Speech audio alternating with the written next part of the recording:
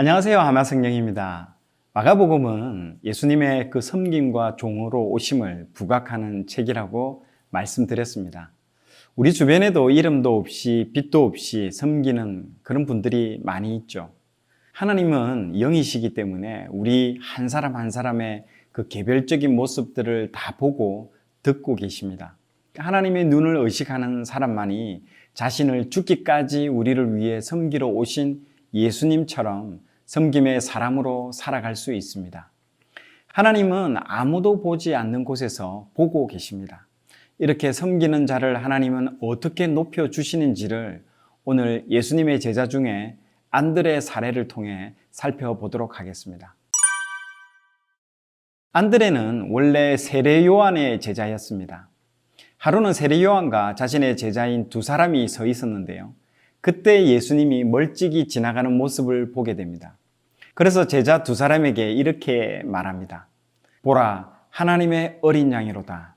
하나님의 어린 양이라는 표현은 메시아를 가리키는 유대인식 표현입니다. 저분이 우리를 구원하러 오신 메시아다 라는 말이죠. 그러자 두 제자가 그의 스승의 말을 듣고 그 즉시로 메시아이신 예수님을 따릅니다. 그러자 예수님께서 자신을 따라오는 것을 느끼시고 물어보십니다.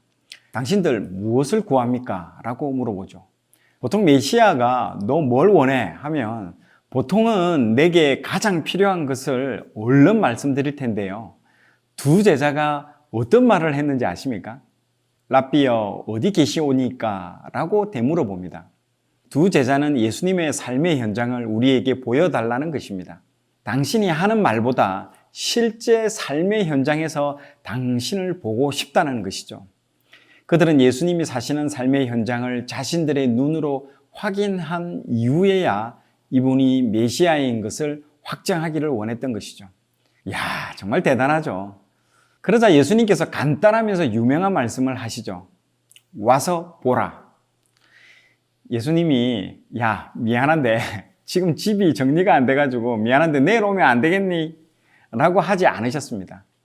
너희들이 내가 사는 현장을 보고 확인하고 싶은가 본데 와서 봐라 이겁니다. 예수님의 이 말씀은 보통 전도 축제할 때 많이 쓰는 단골 슬로건이었죠. 예전 성경에서는요, 와보라, come and see 이렇게 번역되었죠. 우리 교회 한번 와봐라, 우리 목사님 설교 와서 한번 들어봐라 이런 거죠. 어떻게 보면 삶의 현장이 아니라 교회 예배당에 국한된 것이라고 말할 수 있습니다. 그런데 예수님은 삶의 현장에 와보라는 것이죠. 여러분, 하마성경연구소 정은수 소장이 크리스천인가?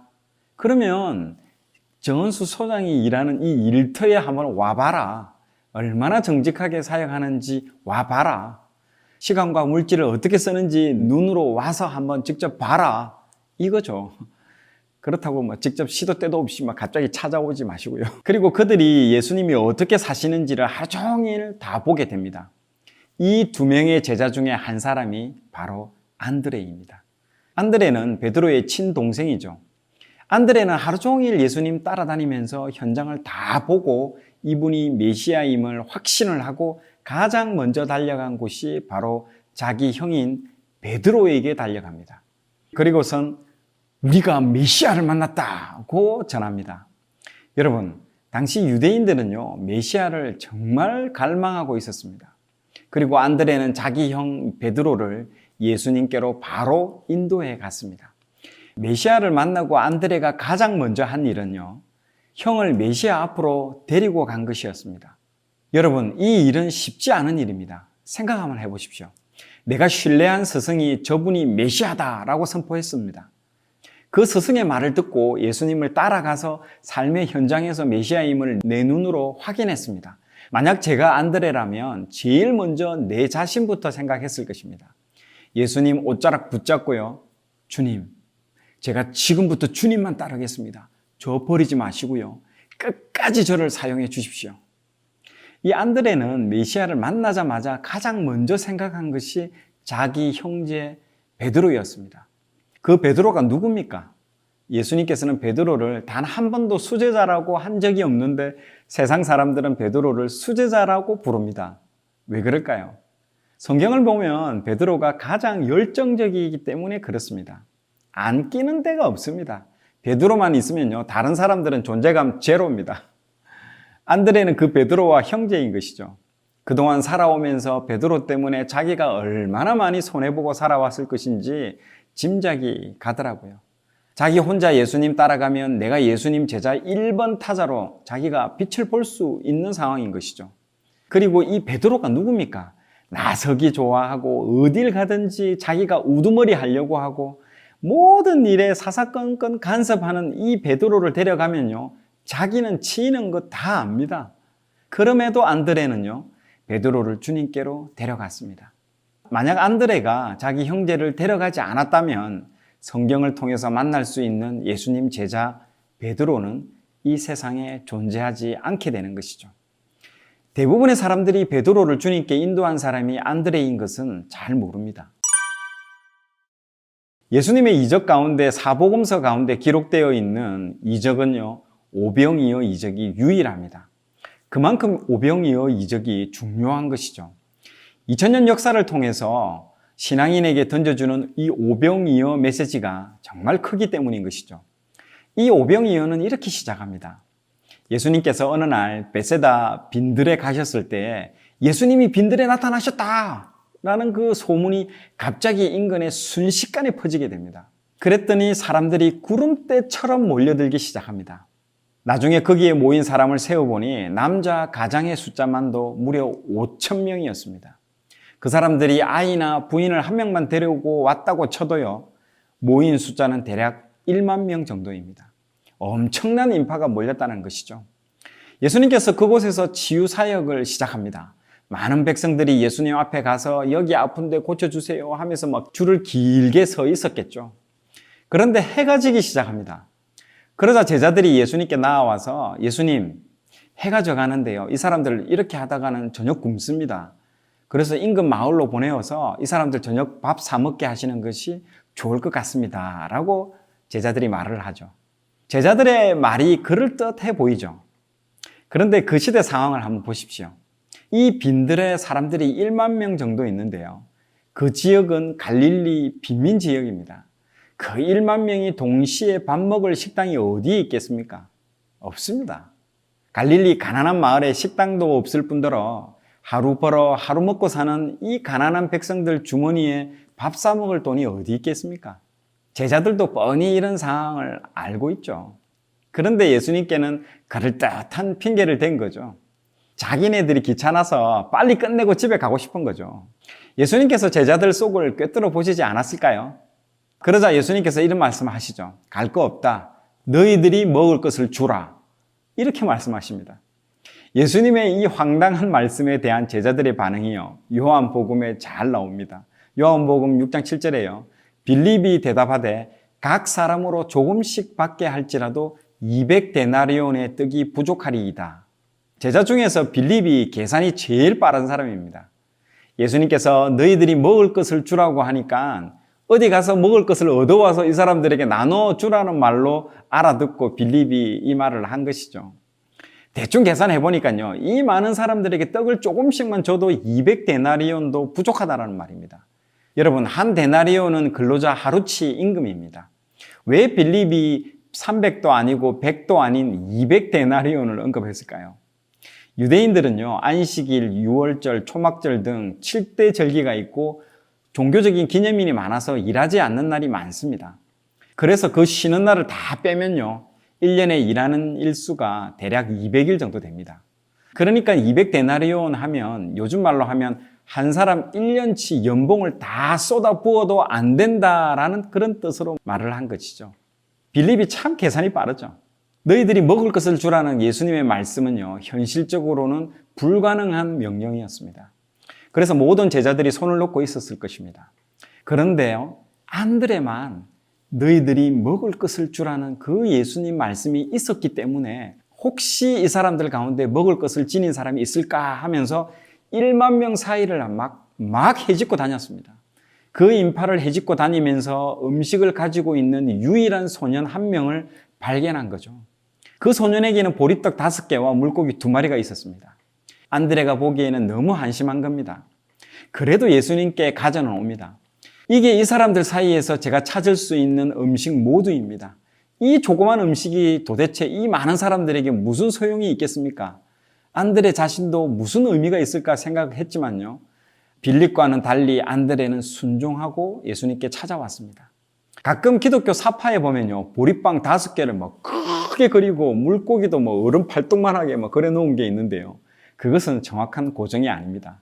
그 가난한 갈릴리 빈민촌에서 아이가 아침에 놀러 나가면 밤 늦게 들어오니까 낮 동안에 얼마나 이 아이가 배고플까 싶어서 엄마가 보리빵 5조각하고 물고기 2토막을 작게 싸준 것입니다. 그걸 안드레가 찾아낸 것이죠. 예수님께서 아이에게 보리빵 5조각과 물고기 2토막을 받으시고 누가복음 9장에 보면요, 제자들에게 특이한 지시를 하십니다. 이 1만 명을 50명씩 그룹을 만들어서 앉게 하십니다. 10,000명을 50명씩 그룹을 지으면 200개 그룹이 됩니다. 그때는요, 마이크도 없었기 때문에 200개 그룹으로 나누는 것만 해도요, 많은 시간이 소요되었을 것입니다. 제자들이 보건대 예수님이 건네 받은 것은 빵 5쪼가리하고 물고기 2토막 밖에 없었습니다. 그런데 예수님께서 50명씩 그룹핑을 시키고 하니까 제자들이 다들 건성건성했을 것입니다. 이게 뭐 하는 짓이고 이게. 왜 그럴까요? 지금 예수님께서는 말도 안 되는 짓을 하고 계시니까요.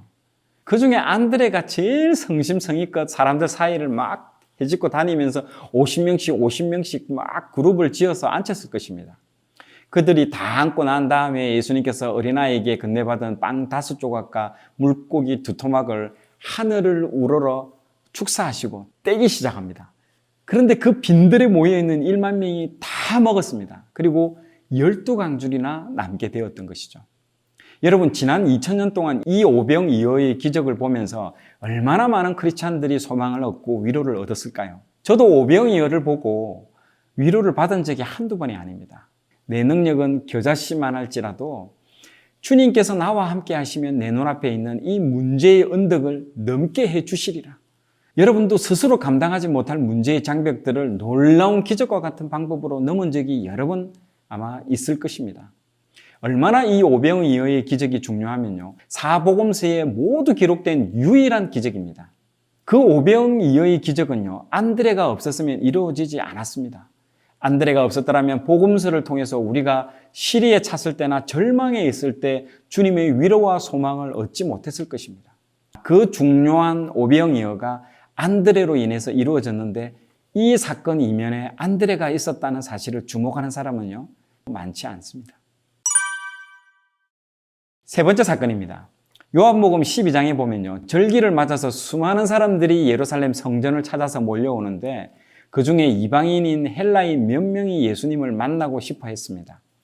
이방인이지만요, 그들이 예수님이 메시아 되심을 알고 예수님을 직접 만나 뵙고 말씀 듣기를 원했습니다. 그런데 예수님을 만날 길이 없어서 제자 중 한 사람을 찾아갑니다. 요즘 말로 청탁을 하러 간 것이죠. 그런데 누구를 찾아갔을까요?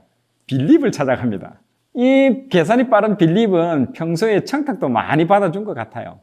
이 빌립이 머리도 잘 돌아가고 계산도 빠른 것 같은데요, 유태인들은요, 이방인들을 인간으로 보지 않습니다. 당시에는 지옥의 땔감으로 사용하기 위한 존재로 바라봤습니다. 이방인들과 교제하거나 한 공간에서 식사를 하면 출교의 대상이 될 정도로 이방인들에게는 굉장히 배타적이었죠. 지금 이방인들이 이 빌립을 찾아와서 청탁을 하는데 계산이 빠른 빌립이 생각을 했겠죠.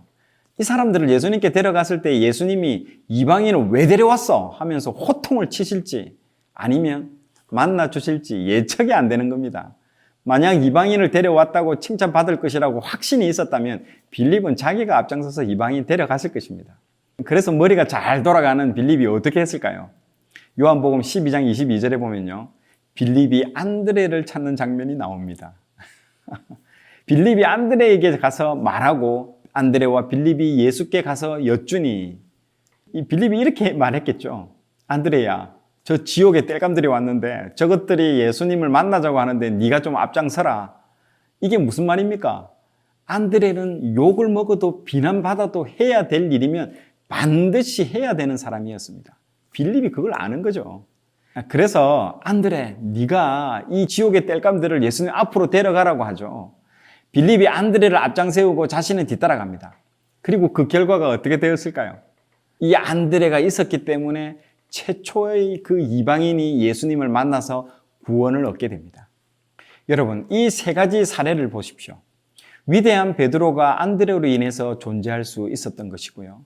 사복음서에 다 기록되어 있는 주님의 가장 중요한 오병이어의 역사가 안드레의 섬김으로 가능해졌습니다. 최초의 이방인이 이 안드레가 있음으로 인해 주님을 만나서 구원을 얻게 됩니다. 안드레가 한 일은요, 전혀 빛나는 일이 아닙니다. 어떻게 보면요, 욕을 들어 먹을 수 있는 일입니다. 예수님께서 너희가 먹을 것을 주라 말씀하셨는데 그 1만 명을 해집고 다니면서 겨우 찾아온 것이 빵 5조각에 물고기 2토막입니다. 야, 너 그게 지금 먹을 거라고 찾아온 거냐? 야단 들을 수 있는 일입니다. 그러나 안드레는요, 빛도 없이 이름도 없이 해야 할 일을 묵묵하게 섬기며 행하는 사람이었던 것이죠. 이 안드레로 인해서 기독교 2000년 역사상에서 가장 중요한 획이 3개나 그어집니다. 중요한 사실은요, 보이지 않는 곳에서 안드레가 이렇게 순종하고 섬김의 삶을 살았다는 것을 요한 사도만 보고 요한 복음에만 기록되어 있습니다. 다른 복음서에는 나와 있지가 않습니다. 이런 섬김의 사람을요, 섬김이 주제인 마가복음에도 나오지가 않습니다. 왜 요한복음에만 기록했을까요? 사도 요한 자신도 예수님 지시로 어머니 마리아를요 90세까지 섬기면서 체험을 한 것이죠. 다른 사도들은 지중해를 누비면서 복음 전하는 위대한 사역을 하는 데 비해 자신이 하는 이 마리아 할머니 섬기는 이 일은 전혀 티도 안 나는 일인 것이죠. 바로 그 사도 요한의 눈에 안드레가 보인 것이죠. 가장 굳은 일을 하는 사도 요한이 있었기에 이름도 없이 빛도 없이 봉사하는 안드레가 보였던 것입니다. 아니, 더 정확하게 설명하면요, 안드레를 보고 듣고 계시는 하나님께서 그 안드레의 섬김과 봉사를 다 보시고 요한을 도구 삼아서 그의 소리 없는 섬김을 요한복음에 낱낱이 기록하신 것입니다. 저도 교회에서 수십 년 동안 봉사를 통해서 섬기는 일을 많이 했습니다. 그런데 저의 마음 가운데 섬김을 통해서 사람들에게 인정받고 박수갈채와 스포트라이트를 갈망한 적이 정말 많았습니다. 그런데 지금 와서 돌아보니 그 섬김이 하나님을 위한 것이 아니고 결국 나 자신을 과시하기 위함이었음을 하나님께서 최근에 알게 해주셨습니다. 하나님은요, 은밀한 중에 우리의 섬김을 다 보시고 들으십니다. 그리고 마지막 심판대에서 모두 상급으로 갚아주심을 여러분 믿으셔야 됩니다.